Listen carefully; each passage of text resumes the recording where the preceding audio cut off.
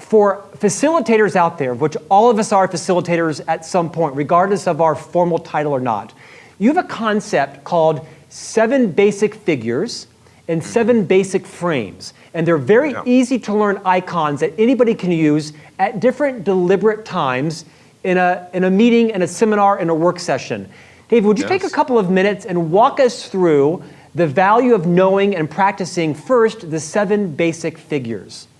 Sure, and I'm sitting at a Wacom tablet here, and one of the reasons we're meeting this way is we conduct a lot of forums internationally now in our Global Learning and Exchange Network, where I'm using this very same graphics that we've been working with for years on white paper.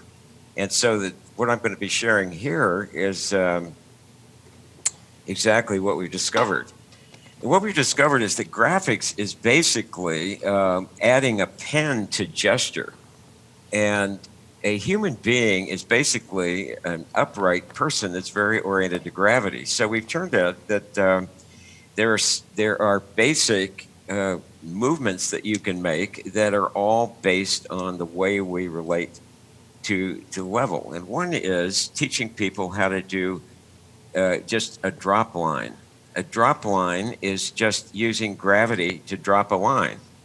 And if you stand at a board and follow gravity, you'll do that. The second would be the horizon line, where you imagine that this is a picture and you draw across like this, as though you're looking through a window and you're looking at the ocean or you're looking at the prairie, something like that. So the horizon line would be the second one.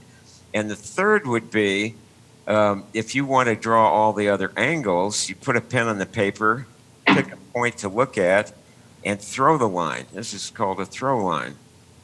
Now, it turns out that drop lines, horizon lines, and throw lines make up all the different shapes that you want to do. So a pyramid would be a little throw line base up to the point, down to the base.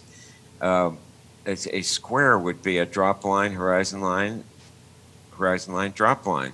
You add the two together and you get a hollow arrow. So you already begin to get a vocabulary. The next ones are that your arm here is on a pivot and actually can make a circle very easily if you think about it as stirring.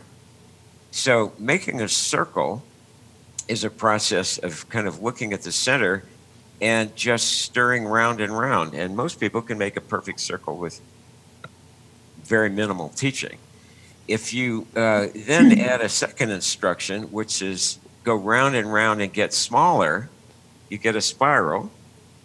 And if you then throw the line in a curve like this, you get basically all of your curved lines, and you're basically throwing a curve. So here you've got 1, 2, 3, 4, 5, 6.